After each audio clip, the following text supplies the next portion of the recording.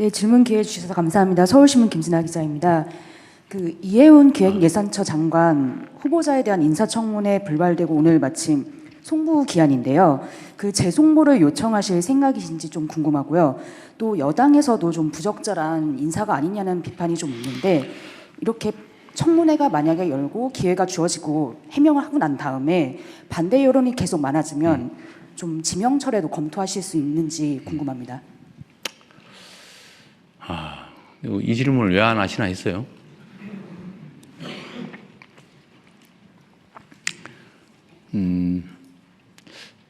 참 어렵습니다.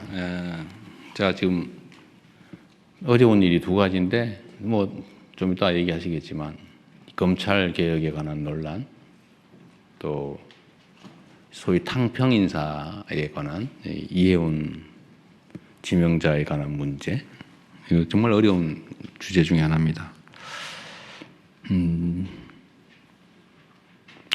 직설적으로 얘기를 하면 이해훈 지명자에 대해서 어떻게 할지는 아직 결정은 못했어요. 근데 아쉬운 거는 본인의 이야기를 공개적으로 들어볼 기회를 갖고 그 청문 과정을 본 우리 국민들의 좀 판단을 제가 들어보고 좀 그렇게 판단하고 싶었는데, 결정하고 싶었는데, 그 기회마저 봉쇄돼서 본인도 아쉽겠지만 저도 참 아쉽습니다. 문제가 있어 보이긴 해요. 그리고 우리 국민들께서도 문제 의식을 가지시는 부분도 있습니다. 그리고 저로서도 아쉽기도 하죠. 그러나 그에 대해서 본인의 해명도 또 들어봐야 되는 거 아닌가요? 그게 공정하죠. 그리고 저는 이제 재판을 많이 참여하면서 평생 살아온 사람이라 우리 의뢰인 쪽 얘기를 제가 잘 정리를 해가지고 이제 판사를 설득하는 일을 평생을 해왔잖아요. 직업으로. 이 원고 측 유능한 대리인이 써놓은 걸 읽어보면요, 100% 그 사람 말이 맞아요. 그런데 피고 측이 써놓은, 유능한 변호사가 써놓은 주장을 잘 읽어보면 100% 맞아요. 그래서 두 사람 얘기를 다 들어보면 판단이 좀 서요. 양쌍방의 얘기를. 그래서 재판제도가 원래 공격 방어가 중요해요. 그래서 한쪽 얘기만 듣고 판단하는 거는 그리 바람직하지 않더라. 저는 하도 저 자신에 관한 이야기, 왜곡된 가짜를 많이 들어봐서 제가 그런 신념이 생겼어요. 사람의 말을 듣고 판단하지 않는다. 제가 아주 가까운 사람 얘기를 잘 안 믿어요. 근거가 뭔데? 이쪽 입장은 뭔데? 자꾸 물어보죠. 그래서 제가 레드팀 이런 거 좋아해요. 반대쪽 얘기를 꼭 들어보려고 그래요. 근데 한쪽 얘기도 위험하거든요. 그거 잘 안 믿어져요. 그래서 좀 아쉽다. 지금 할 수 있으면 지금이라도 좀 해줬으면 좋겠는데 좀 어떨지 모르겠어요. 쉽지 않겠죠? 좀 시간을 두고 판단하겠습니다. 그런데 이거와 관련해서 좀 근본적인 얘기를 한번 하고 싶어요. 청와대의 검증에 문제가 있는 거 아니냐는 지적도 아마 하실 것 같아요.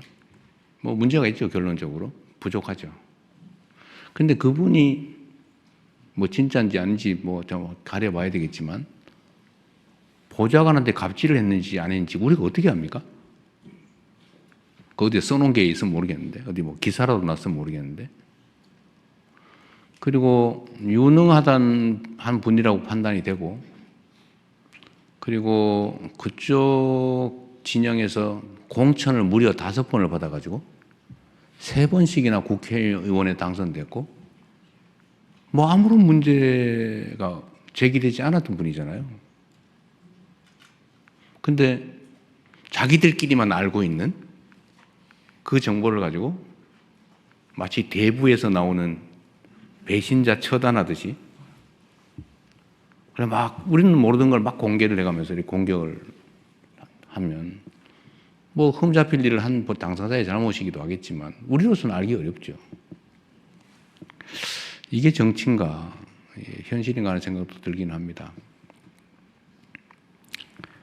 그리고 또 반대쪽도 있어요. 아니, 우리가 어떻게 만든 정권인데 그 중요한 자리를 왜 상대방한테 주는 거야? 섭섭해. 지지 처리할 거야. 이런 분도 계시죠. 그럼 이해가 되죠. 지금까지 그랬으니까. 그런데 대통령은 아마 노무현 대통령께서도 겪었던 참 큰 고민이고 어려움이었던 것 같아요. 제가 그렇게 하겠다는 건 아닌데, 대통령은 당선될 때까지는 한쪽 진영의 대표인 게 분명한데, 당선된 순간부터는 전체를 대표해야 된다. 이게 저희 확고한 생각이에요. 그러나 출신이나, 그러니까 대표하던 진영, 또 그 진영의 가치, 지향, 신념 이런 건 변하지 않죠. 예를 들면 칼 쓰는 민족, 종족하고 활 쓰는 종족이 싸워서 칼 쓰는 종족이 이겼다고 해도 모두가 칼만 써 이렇게 할 수는 없잖아요. 필요하면 활도 쓰고 칼도 쓰고 창도 쓰고 그러는 거죠. 그래서 이 기본을 잃지 않되 모두가 함께 갈 수 있는 길을 최대한 찾아보자. 제가 강요 임명이나 우리 청와대 참모들을 꾸리는데 압도적 다수는 우리의 생각과 가치, 지향을 함께하는 같은 색깔의 같은 진영의 사람이잖아요. 근데 그렇게만 하면 어떻게 해요? 그래서 이제는 우리가 휘둘리지 않을 정도가 됐으니까 우리가 다른 의견도 좀 반영도 좀 하고, 특히 경제 분야는 소위 보수적 가치가 또 보수적 질서가 또 중요한 측면도 있고, 그래서 우리가 좀 점검을 해가면서 가자. 그리고 다양한 사람들의 목소리도 좀 듣자. 그리고 통합이라고 말만 하는데 실제로 좀 기회를 같이 조금이라도 나누어서 함께 하자. 그래서 한번 시도해 본 건데, 이제 물론 소수가 있죠. 다른 장관도 계시고, 다른 위원장도 계시고, 참모들도 있고 하긴 한데, 이번 이혜훈 장관 지명자 문제는 이렇게 극렬하게 저항에 부딪힐 줄은 몰랐습니다. 이 정도일 줄은 몰랐어요. 좀 어렵습니다. 어려운데, 하여튼, 우리 국민 여러분께서도,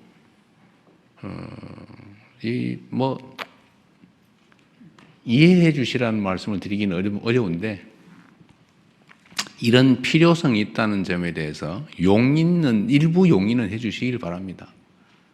우리가 편을 갈라가지고 싸우긴 했지만, 이제 싸움은 일단 끝났고, 이제는 함께 모두를 대표하는 그런 통합된 나라로 가야 되고, 그게 대통령이 해야 될 가장 중요한 직무인데, 사실은 필요한 만큼 못하고 있다고 저는 생각합니다. 필요 최소한을 나름 시도하고 있다. 참 어렵네요. 저는 이렇게 많이 문제될 줄 몰랐어요. 앞으로 우리가 인사를 하는데도 참고해야 될 것 같습니다. 네, 말이 길어서 미안합니다. 대신에 질문할 기회는 충분히 드리도록 하겠습니다.